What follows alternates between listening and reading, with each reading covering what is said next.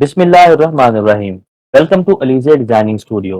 हम सीख रहे हैं वेलकम एम्ब्रॉयडरी स्टूडियो E4.2 और आज हमारी क्लास नंबर 16 है। तो अगर आप लोगों ने हमारी पिछली क्लासेस देखी हैं तो आपको याद होगा कि क्लास नंबर 14 और 15 में मैंने वेलकम के अंदर किसी भी इमेज को कैसे ओपन किया जाता है या आपके पास मौजूद किसी भी इमेज को वेलकम के अंदर कैसे लाया जाता है, इसके बारे में मैंने बड़ी तफसीली 2 क्लासेस हमारी क्लास नंबर 14 और 15 हमारे YouTube channel Aliza designing studio पर मौजूद हैं। तो जिन लोगों ने वो वीडियोज़ नहीं देखी हैं, वो यहाँ आई बटन पर क्लिक करके हमारी क्लास नंबर 14 और 15 को देख सकते हैं। इस क्लास को समझने के लिए आपका इन 2 क्लासेस को देखना ज़रूरी है। तो चलें आज की क्लास की तरफ बढ़ते हैं। पिछली क्लास नंबर 15 में मैंने आपको इस ऑटो डिजिटाइजिंग टूल्स के कुछ टूल्स का नाम बताया था। उम्मीद करता हूँ कि आपने उन टूल्स का नाम याद कर लिया होगा। तो चलें हम आज इनकी प्रैक्टिस करेंगे और देखेंगे कि ये किस लिए इस्तेमाल होते हैं। इनका इस्तेमाल सिखाने से पहले मैं आप लोगों को बताता चलूँ कि ये देखिए मैंने आप लोगों के लिए कुछ यहाँ पर इमेजेस रखे हैं। ऑटो डिजिटाइजिंग का इस्तेमाल करके आप इस तरह की चीज़ें बना सकते हैं। जैसे कि अगर आप इसे गौर से देखें तो ये सारे का सारा जो है वो एम्ब्रॉयडरी में बना हुआ है। इसी तरह ये एक कार्टून ये देखिए, ये भी सारे का सारा एम्ब्रॉयडरी में ही बना हुआ है। इसी तरह बिल्कुल ये भी और ये भी अगर आप इसे गौर से देखें तो ये तमाम चीज़ें इसी सॉफ्टवेयर के अंदर ऑटो डिजिटाइजिंग टूल्स की मदद से बनाई गई हैं। तो इन चीज़ों को कैसे बनाते हैं, आपको मुख्तलिफ किस्म के लोगोज बने हुए नज़र आते हैं या आप कोई टी-शर्ट ब्रांड्स वगैरह की पहनते हैं तो उसके ऊपर आपको एम्ब्रॉयडरी से लिखे हुए कुछ लोगोस के नाम और कुछ तस्वीर बनी हुई नज़र आते हैं। तो इसी को डिजिटाइजिंग कहते हैं। तो आज डिजिटाइजिंग टूल्स का हम इस्तेमाल सीखेंगे, तो चलें शुरू करते हैं। यहाँ पर मौजूद ये मैंने आपके पास 2 तस्वीर रखी हैं जिनके ऊपर आज हम अपने डिजिटाइजिंग ऑटो डिजिटाइजिंग टूल्स का इस्तेमाल करेंगे कि वो कौन-सा टूल किस लिए यूज़ होता है। तो सबसे पहले आपको बताता चलूँ कि पिछली क्लासेस में मैंने आपको किसी भी इमेज को वेलकम के अंदर इम्पोर्ट कैसे करते हैं वो बताया था। इमेज को रोटेट कैसे करते हैं, उसकी साइज़िंग कैसे करते हैं, ये तमाम चीज़ें मैं आपको पिछली क्लासेस में बता चुका हूँ। तो जिन दोस्तों ने हमारी पिछली क्लासेस को नहीं देखा है, वो यहाँ आई बटन पर क्लिक करके हमारी पिछली क्लासेस को देख सकते हैं। यहाँ पर आपको वेलकम एम्ब्रॉयडरी स्टूडियो E4.2 की हमने एक प्लेलिस्ट बना रखी है, जिसे आप शुरू से लेके अब तक की हमारी 16 क्लासेस हो जाएंगी इस क्लास को मिला के। तो आप वो तमाम क्लासेस को तरतीब से बारी-बारी देखें और उनकी प्रैक्टिस करें ताकि आप एक अच्छे डिजिटाइजर बन सकें। तो चलें आज की क्लास को शुरू करते हैं। मैं यहाँ पर ये इस इमेज को सेलेक्ट करता हूँ। ये देखिए, अगर आप नोट करें तो ये देखिए मैं इसको जैसे ही मैं इस इमेज को सिलेक्ट करता हूँ तो यहाँ पर मौजूद कुछ जो मेरे आइकॉन्स हैं वो हाइलाइट हो जाते हैं। ये देखिए अगर मैं इसको सिलेक्ट नहीं करता हूँ तो ये भी मुझे यहाँ से मैं किसी भी टूल को इनमें से सिलेक्ट नहीं कर सकता। इसका मतलब है कि इन टूल्स का इस्तेमाल मैं किसी इमेज पर ही कर सकता हूँ। तो वो कैसे कर सकता हूँ? ये देखिए मैं इसको इमेज पे क्लिक करता हूँ। सबसे पहले यहाँ पर जो नंबर 1 पर हमारे पास जो नज़र आता है उसका नाम है इंस्टेंट स्मार्ट डिज़ाइन। अब वो नीचे देखें उसकी डिटेल्स क्या लिखी हैं कि कन्वर्ट ग्राफिक्स टू एम्ब्रॉयडरी। मतलब आपके पास कोई भी ग्राफिकली एक तस्वीर पड़ी हुई है जो कि जैसे कि एक स्केच होता है। अब मेरे सामने मैंने ये इंटरनेट से 2 स्केचेस डाउनलोड किए हैं, मैं इसको सिलेक्ट करता हूँ। तो अब मैं यहाँ पर मौजूद ऑटो डिजिटाइजिंग टूल्स नाम की जो ये बार है, इस पर मौजूद ये पहला ऑप्शन इंस्टेंट स्मार्ट डिज़ाइन, मैं इसे सेलेक्ट कर देता हूँ। ये कुछ टाइम लेगा और ये देखिए ये हमारी इसके ऊपर एम्ब्रॉयडरी आ गई है। अब मैं इसे पकड़ के यहाँ से साइड पे कर लेता हूँ। ये देखिए हमारा जो इमेज था वो ये है और जो इसमें एम्ब्रॉयडरी बनाई है हमारी, वो देखिए वो ये है। तो कैसे इसने बिल्कुल एक क्लिक में हमारा डिज़ाइन इसने रेडी कर दिया है। बिल्कुल सेम टू सेम जैसी इसकी शेप थी और इसने उस हिसाब से बहुत ही परफेक्टली इसको बनाया है। तो चलें मैं इसको दोबारा क्लिक करता हूँ। ये देखिए ये इसकी इसने आउटलाइन बनाई है और इसके अंदर वाली इसने इसकी फिलिंग बनाई है। ये देखिए, ये इसने इसकी आउटलाइन बनाई है। जो हमारा ये फूल था, इसकी जो आउटलाइन थी, ये सब ये देखें कितनी नफासत से और कितनी सफाई से इसने इसकी आउटलाइन बनाई है। और अगर हम इसकी फिलिंग भी लेना चाहते हैं तो यहाँ पर उसने फिलिंग भी इसकी बना दी हुई है। इसको मैं यहाँ पर इसी तरह रखे रखता हूँ। अब मैं दोबारा से इस इमेज को सिलेक्ट करता हूँ और यहाँ पर मौजूद दूसरा ऑप्शन स्मार्ट डिजाइन। अब वो क्या कहता है, वो कहता है create hold embroidery design directly from imported art work. अगर मैं इस पर क्लिक करता हूँ तो ये देखते हैं क्या करता है। ये हमें डिटेल देता है कि हमने यहाँ पर मौजूद जो हमारी एक तस्वीर है उसके अंदर मैं किस कलर को यूज करना चाहता हूँ। ठीक है, तो ये देखिए, यहाँ पर मैं इस ब्लैक कलर को यूज करता हूँ। इसे मैं हाइड कर देता हूँ। अगर तो मुझे बैकग्राउंड का भी एम्ब्रॉयडरी चाहिए, मतलब ये जो मेरे पीछे इसकी सॉरी तस्वीर में इसके पीछे जो इसका बैकग्राउंड ये सफेद कलर का नजर आ रहा है आपको, अगर आपको इस पर भी एम्ब्रॉयडरी चाहिए तो आप इसको भी सिलेक्ट करेंगे, अदरवाइज खाली आप इसको भी सिलेक्ट कर सकते हैं। तो यहाँ पर ऐड आउटलाइन, अगर मैं इसकी आउटलाइन ऐड करना चाहता हूँ तो मैं इसे यहाँ से चेक कर दूंगा, यहाँ से इसे क्लिक कर दूंगा। और अगर मुझे आउटलाइन नहीं चाहिए होगी तो मैं यहाँ पर इसको अनचेक ही रहने दूंगा। तो चलें, यहाँ पर मैंने अभी का ब्लैक कलर सेलेक्ट किया है और मैं यहाँ से पर इसे लोकेट करता हूँ। ये देखिए, वो मुझे हाईलाइट कर रहा है कि ये आपका कलर हाईलाइट हुआ है।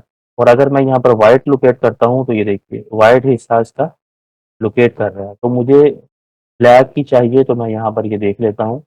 अब मुझे इसकी एम्ब्रॉयडरी मिलेगी और अगर मैं आउटलाइन भी चाहता हूँ तो मैं यहाँ पर इसे आउटलाइन भी दे सकता हूँ। मैं यहाँ पर इसे चेक करूंगा तो इसकी आउटलाइन बन जाएगी और ये आउटलाइन का कलर भी मैं यहाँ से कोई भी रख सकता हूँ। अब मैं इसे ओके करता हूँ तो ये देखते हैं क्या बनाता है।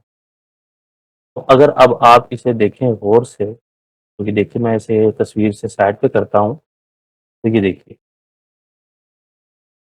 जो हमारा ये था सारा, वो इसने फिल कर दिया हुआ है सारा। और जो हमारी ये ब्लैक ब्लैक थी जिसे हमने लोकेट किया था, इसने उसको आउटलाइन में कन्वर्ट कर दिया है। ठीक है, और जो बताया हिस्सा था हमारा, वो सारा इसने एक टांके से फिल कर दिया है। अब अगर मैं यहाँ से इसका थोड़ा सा कलर आपको चेंज करके दिखाता हूँ ताकि आपको बेहतर तरीके से समझ लग सके, तो मैं इसको कलर ये देता हूँ। तो ये देखिए, ठीक है, और ये जो मेरा यहाँ पर रेड कलर था, मैं इसको ब्लैक में कन्वर्ट कर देता हूँ। तो ये देखिए, अब आपको इसे समझने में काफ़ी आसानी होगी। मैं इस कलर को थोड़ा सा लाइट करता हूँ। ये देखिए, अब आपको वाज़िया तौर पर नज़र आ सकता है कि हमें इस टूल से ये जो हमारा स्मार्ट डिज़ाइन था, इस पर क्लिक करने से हमें इसका क्या रिज़ल्ट मिला है या हमें इसने क्या चीज़ बना कर दी है। जब हमने इस पर क्लिक किया था इंस्टेंट स्मार्ट डिज़ाइन पर, तो वो हमें कहता था कि कन्वर्ट ग्राफिक टू एम्ब्रॉयडरी, मतलब जो हमने यहाँ पर ग्राफिक्स बनाए हुए हैं हमें उसकी एम्ब्रॉयडरी बना देगा। अब इसके ऊपर हमारी जो ग्राफिक्स हैं या वेक्टर्स जो लगे हुए हैं, जो हमने ड्रा किया हुआ है इसके ऊपर, वो क्या है, वो यहाँ पर ये ब्लैक ब्लैक जो लाइन्स हैं ये हैं। अब जब हमने इस पर क्लिक किया था इंस्टेंट स्मार्ट डिज़ाइन पे, तो उसने जो हमारा वेक्टर था, मतलब जो हमारे ग्राफिक्स लगे हुए थे, लाइनें लगी हुई थी, सिर्फ उसी को इसने फिल किया है और उसी की आउटलाइन बना दी, नंबर एक। अब दूसरे नंबर पे जब हमने वो स्मार्ट डिजाइन किया तो इसने क्या किया, एक आर्ट वर्क के तौर पे इसको बनाया है। जो इसने इसका बैकग्राउंड भी फिल कर दिया है और जो चीज हमारी ग्राफिक्स थी उसे खाली छोड़ते हुए वहां पर लाइन दे दी है। मतलब ये दोनों टूल एक दूसरे के बिल्कुल बरक्स काम कर रहे हैं। पहला क्या करता है कि जो हमारे ग्राफिक्स हैं, जैसे कि ये लाइंस यहाँ पर लगी हुई हैं, पहले ने इसको हमारे फिलिंग टूल में कन्वर्ट कर दिया था और इसी के ऊपर आउटलाइन लगा दी थी। जबकि दूसरे वाले ने, ये जो हमारा स्मार्ट डिजाइन है, इसने क्या किया था, इसने हमारा जो बैकग्राउंड है टोटल, जो कि पहले वाले ने खाली छोड़ दिया था, इसने उसको फिल कर दिया है और जहां पर हमारा ग्राफिक्स था इसने उसको खाली करके उसी की आउटलाइन बना दी है। तो ये हमारे दो टूल बहुत ही अहम टूल हैं। अगर आपके पास डिजिटाइजिंग के लिए कोई पिक्चर आती है, कोई इस तरह का आपके पास स्केच है, कोई फ्लावर बनाना चाहते हैं आप, इवन कि आप अगर कोई तस्वीर भी यहाँ से बनाना चाहते हैं, किसी की कोई भी तस्वीर को आप एम्ब्रॉयडरी में कन्वर्ट करना चाहते हैं, तो आपके पास ये 2 बहुत ही यूज़फुल टूल्स हैं, जिनकी मदद से आप कोई भी डिजिटाइजिंग का काम बड़ी आसानी से और मिनटों में कर सकते हैं। तो चलें अब आगे बढ़ते हैं। यहाँ पर मौजूद ये जो आप देख रहे हैं, इस पर लिखा हुआ है कि keep graphic objects, keep original objects after conversion, मतलब कि अगर मैं इसको किसी चीज़ में कन्वर्ट करता हूँ, मतलब जैसे कि अभी मैंने इसको इस टूल में कन्वर्ट किया था इंस्टेंट स्मार्ट डिज़ाइन में, तो मेरी ये तस्वीर भी यहाँ पर मौजूद रही थी और मेरा डिज़ाइन भी बनकर आ गया था। अब मैं इसको यहाँ नीचे रखता हूँ इसके साथ, ये 2 हम बना चुके हैं। तो फिर मैं इसे इकट्ठा उठाता हूँ, ये देखिए, ठीक है? अब मैं क्या करता हूँ, मैं इसको सिलेक्ट करता हूँ और मैं इसे ऑफ कर देता हूँ। ये क्या कह रहा है कि अगर आप इसको किसी भी एम्ब्रॉयडरी में कन्वर्ट करेंगे तो आपका इमेज भी रहेगा, लेकिन मैंने अब इसको बंद किया है, तो मैं इसको इसमें कन्वर्ट करता हूँ, देखते हैं क्या होता है। तो ये देखिए, जब मैंने इसको यहाँ इंस्टेंट स्मार्ट डिज़ाइन में कन्वर्ट किया तो मेरा इमेज जो था पीछे वाला, वो खत्म हो गया। मैं इसको अंडू कर देता हूँ। तो अगर आप चाहते हैं कि आप किसी इमेज पे वर्किंग करते हुए आप अब आपका इमेज भी महफूज रहे आपके पास और उसके ऊपर जो हमारा डिजिटाइजिंग टूल से या ऑटो डिजिटाइजिंग से जो हमारी एक एम्ब्रॉयडरी इमेज सामने आ रही है वो भी मेरे पास रहे, तो आप इसको हमेशा ऑन रखिएगा। तो चलें अगले टूल की तरफ बढ़ते हैं। ये टूल कलर मैचिंग मेथड है बेसिकली। आप इसको सिलेक्ट करते हैं तो आपने डिजिटाइजिंग करते वक़्त हमेशा से इसको मैच बिटमैप कलर पैलेट ये वाली कलर पैलेट होती है। कलर पैलेट का इस्तेमाल कैसे करते हैं, तो इसके बारे में मैं एक बड़ी तफ़सीली आपको वीडियो बनाकर दूँगा। तो फिलहाल हम आज की क्लास पे फ़ोकस करते हैं।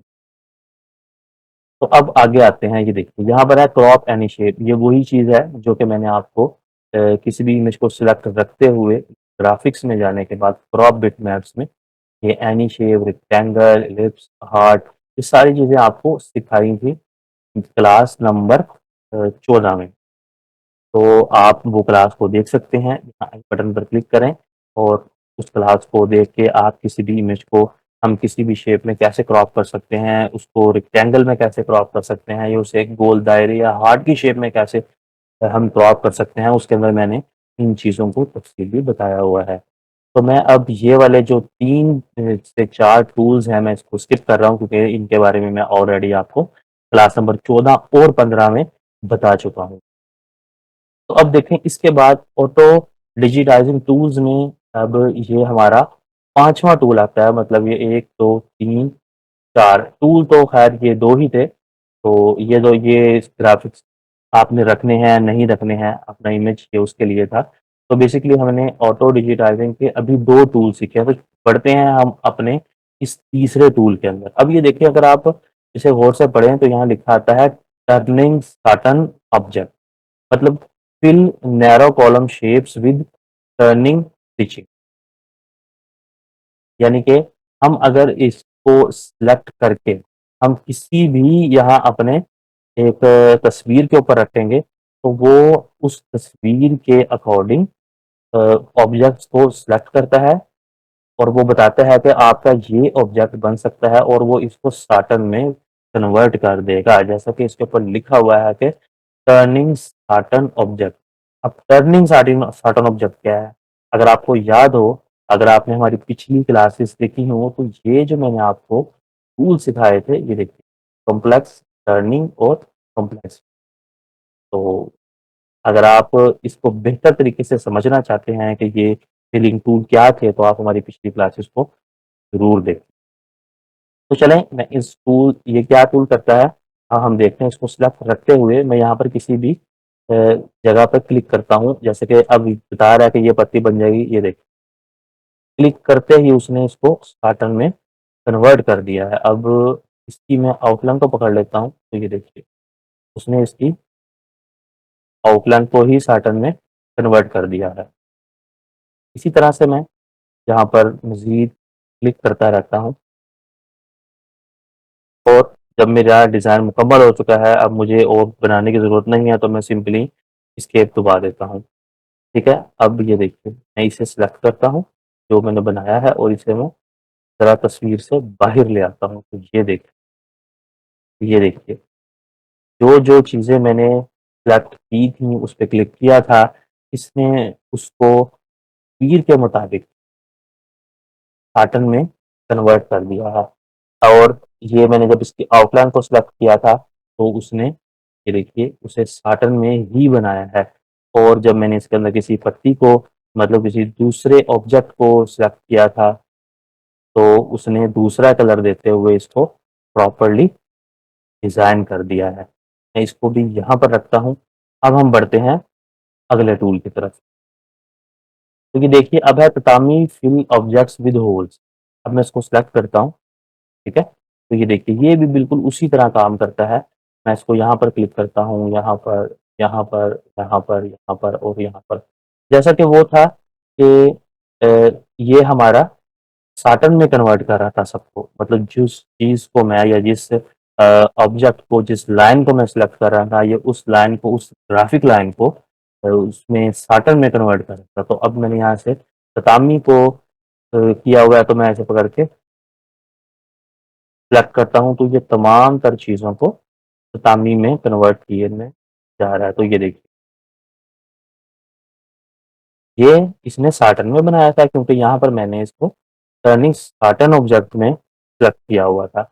और इसको इसने ततामी में बनाया है, क्योंकि यहाँ पर मैंने ततामी फिल ऑब्जेक्ट विद होल्स को सेलेक्ट किया हुआ था। अब इसके आगे आता है ततामी फिल ऑब्जेक्ट, ठीक है?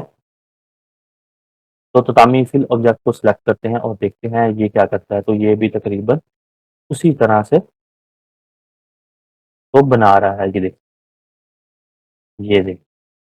अब इसमें क्या फ़र्क है? इसमें क्या फ़र्क है? जब हमने ततामी फिल ऑब्जेक्ट विद होल्स को सिलेक्ट किया था, अब इसके अगर आप इसकी डिस्क्रिप्शन ध्यान से पढ़ें, तो ये कहता है fill large areas with tatami stitching, ठीक है? तो अगर आप इसमें से किसी को भी पकड़ेंगे, तो ये उस छोटे-छोटे ऑब्जेक्ट्स को भी कैच कर लेगा, उसको आइडेंटिफ़ाई कर लेगा, जो कि आपकी इस ग्राफ़िक्स में या इस ग्राफ़िक पिक्चर में, किसी भी स्केच में मौजूद है। लेकिन अगर आप चाहते हैं कि आप बहुत ज़्यादा डिटेलिंग में इसको फ़िल नहीं करना चाहते, तो आप फिर ततामी फ़िल, एक जस्ट एक फ़िल ऑब्जेक्ट ततामी है, उसको आपने सेलेक्ट करना है। और आप ये देखिए, अगर आप इस पत्ती को सिलेक्ट करते हैं, तो ये पत्ती ही बनाएगा। लेकिन अगर आप इस लाइन को सिलेक्ट कर देते हैं, तो ये इस लाइन के अकॉर्डिंग वो सारे का सारा जो पीछे था उसको फ़िल कर देगा। जबकि हमारा जो ये ततामी फ़िल ऑब्जेक्ट विद होल था, इसमें ऐसा बिल्कुल भी नहीं था। इसमें हमने जब इसको, इस किनारे को, जो हमारी एक ग्राफ़िक लाइन थी, उसे हमने सेलेक्ट किया था, तो इसने जस्ट उस लाइन को ही इसमें ततामी में कन्वर्ट किया था। जबकि बिल्कुल इसके उलट है कि जब हमने ततामी फिल ऑब्जेक्ट को सिलेक्ट करते हुए इसकी ग्राफिक लाइन को हमने सिलेक्ट किया, तो उसके अंदर-अंदर जितनी भी जगह थी वो उसने ततामी के साथ फिल कर दी है, ठीक है? तो इसको भी मैं इधर रखता हूँ। अब हम इससे आगे ये सेंटर लाइन रन ऑब्जेक्ट में जाते हैं, ठीक है?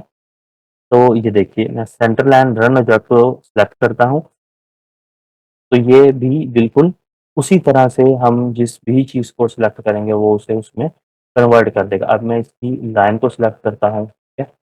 और ये देखिए, अगर मैं यहाँ पर सिलेक्ट करता हूँ, तो अब आपने एक चीज़ नोट करनी है। अब ये देखिएगा, मैं इसको बाहर लाता हूँ कि इसने ये क्या बनाया है। मैं इन सबको पहले थोड़ा नीचे कर लेता हूँ, जो हमने पहले बना चुके हैं। अब ये देखिए, ये देखिए, ठीक है? ये था हमारा सेंटर लाइन रन ऑब्जेक्ट।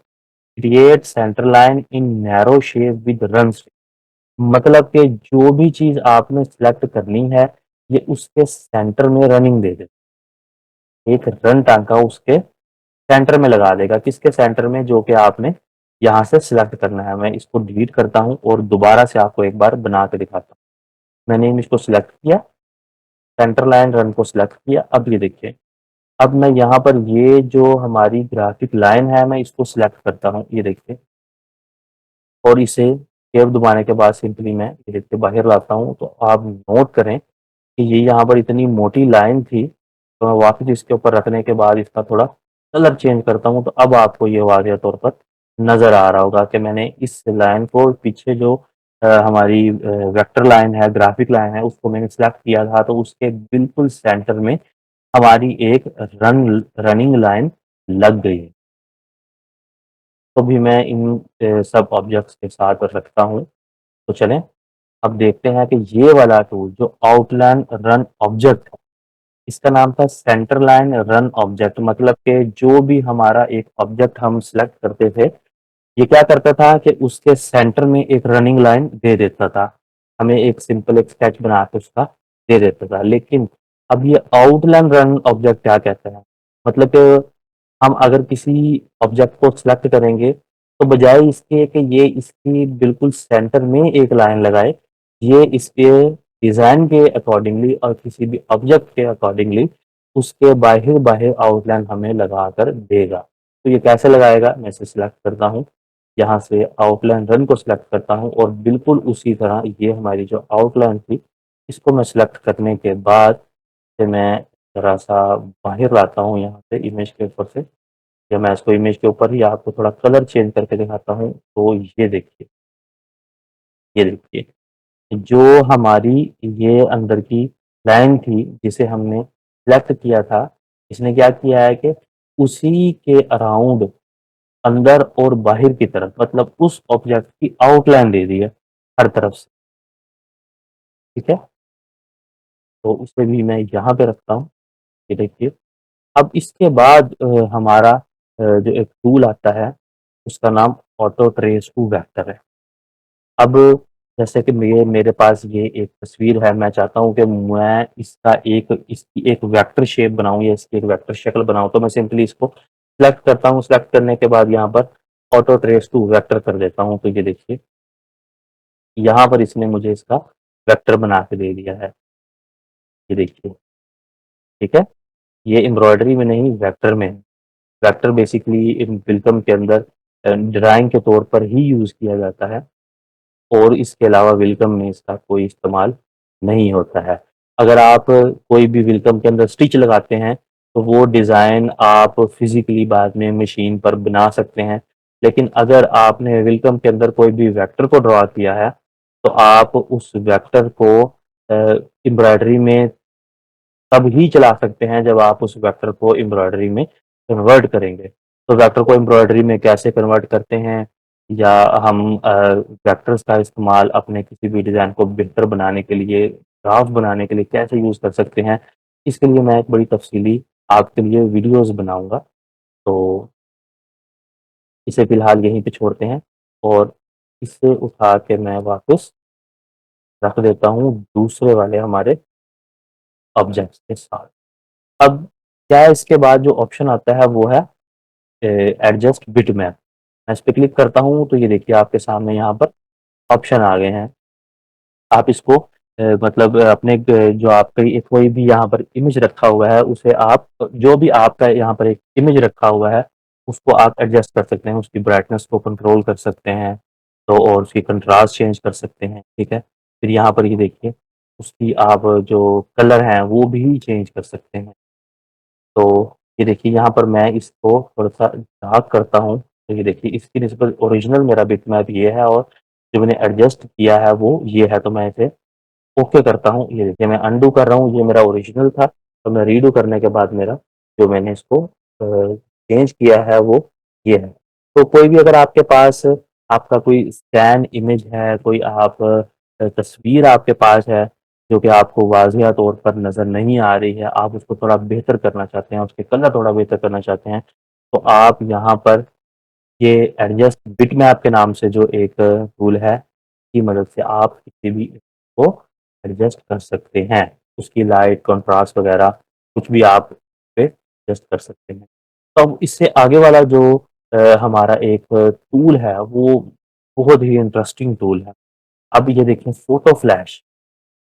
अब इसकी डिस्क्रिप्शन में क्या लिखा आता है, याद रहे कि आप वेलकम के अंदर किसी भी चीज़ या किसी भी टूल के आइकन के ऊपर जब अपना ये कर्सर, ये माउस रखते हैं, तो वो आपको उसकी एक छोटी-सी, ये देखिए सामने जहाँ पे फ़ोटो फ्लैश लिखा होगा उसकी का नाम और उसकी डिस्क्रिप्शन के ये क्या करता है, आपको बताता है।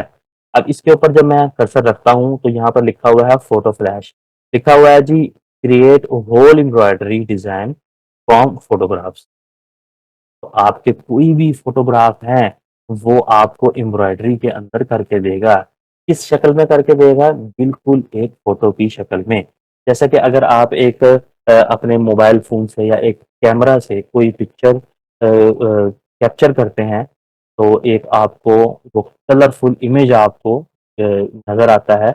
सेम इसी तरह फ़ोटो फ्लैश क्या करता है कि हम किसी भी अपना जो हमारी एक फ़ोटोग्राफ है, अगर हम उसपे इसको अप्लाई करते हैं, तो वो सेम टू सेम शेप हमें वो उसकी शक्ल, सॉरी शेप नहीं शक्ल, तो सेम टू सेम उसकी शक्ल हमें एम्ब्रॉयडरी के अंदर बनाकर दे देता है। तो ये कैसे बनाता है?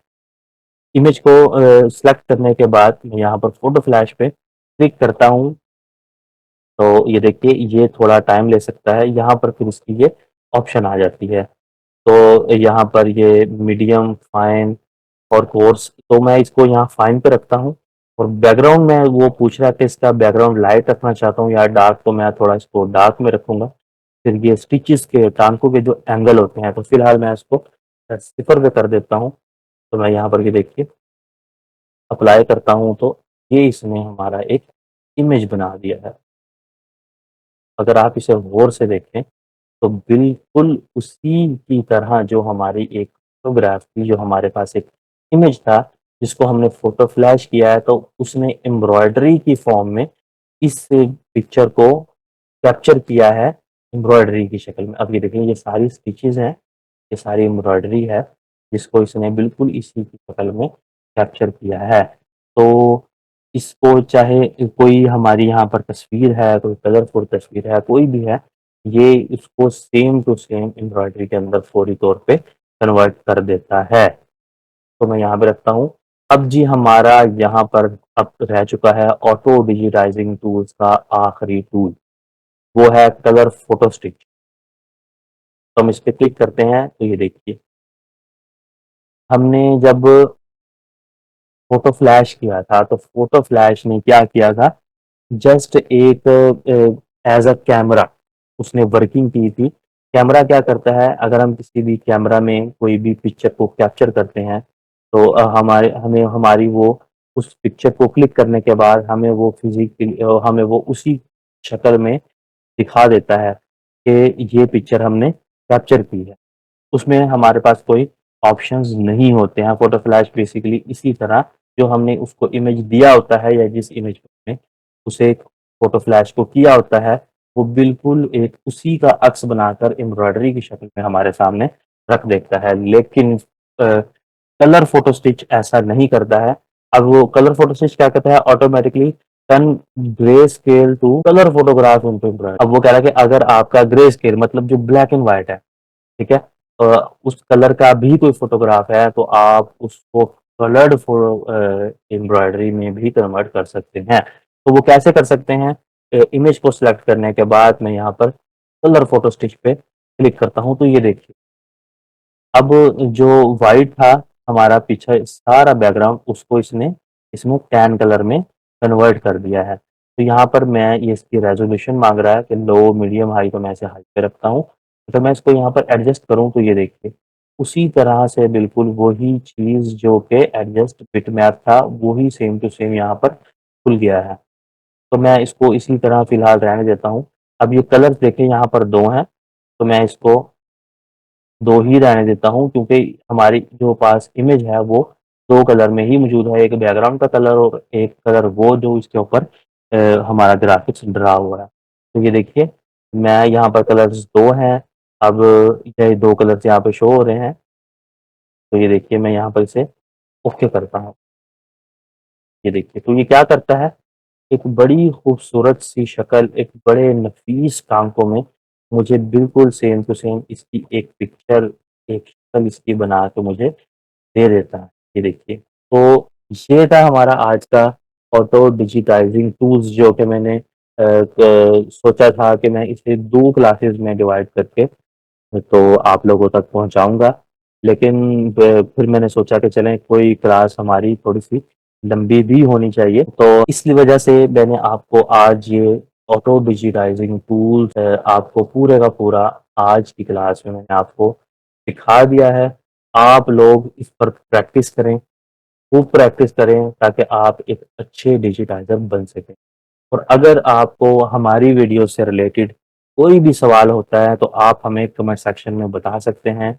हम इंशाअल्लाह ताला उसका जवाब आपको ज़रूर देंगे। तो कैसी लगी आपको हमारी आज की वीडियो? हमें कमेंट सेक्शन में ज़रूर बताएँ। वीडियो को लाइक करें, शेयर करें और हमारे चैनल को ज़रूर सब्सक्राइब करें और अपने दोस्तों को भी हमारे चैनल के बारे में बताएँ। अगर कोई दोस्त वेलकम एम्ब्रॉयडरी स्टूडियो सीखना चाहता है, हमारे इस चैनल अलीज़े डिज़ाइनिंग स्टूडियो पर वेलकम एम्ब्रॉयडरी स्टूडियो की क्लासेस शुरू हो चुकी हैं, जो कि आज क्लास नंबर 16 है। हमारी हर क्लास आप तक 1 दिन के वक़्फ़े के बाद पहुँच जाती है। 1 दिन आपको इसलिए दिया जाता है ताकि आप उस 1 दिन में पिछली क्लास का सिखाया गया तमाम तर जो हमारा काम होता है उसे आप रिपीट कर सकें, उन टूल्स की आप प्रैक्टिस कर सकें। वो एक मशहूर कहावत है कि प्रैक्टिस मेक्स परफेक्ट। तो जितनी आप प्रैक्टिस करेंगे, आपके लिए उतना ही अच्छा है, आप एक उतने ही अच्छे डिजिटाइज़र बनेंगे। तो मिलते हैं अगली क्लास में, तब तक के लिए अल्लाह हाफ़िज़।